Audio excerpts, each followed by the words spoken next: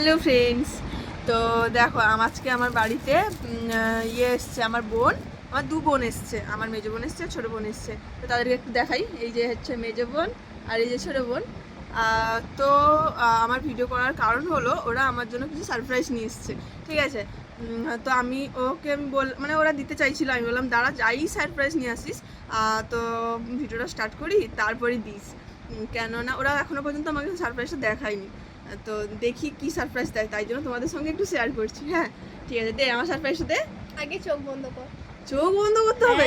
এমনি এমনি কি সারপ্রাইজ দিয়ে দিব নাকি? ঠিক আছে চোখ বন্ধ করছি, দে।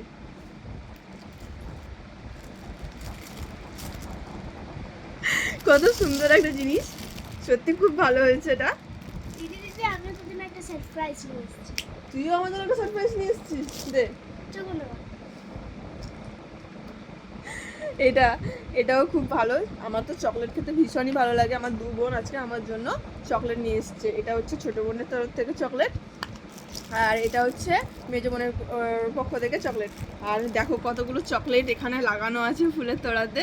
আমার সত্যি খুব ভালো লাগছে যে আমার এই ছোট্ট ছোট্ট বোনগুলো আমার জন্য গিফট নিয়ে এসছে। সত্যি খুব ভালো লাগছে আমার।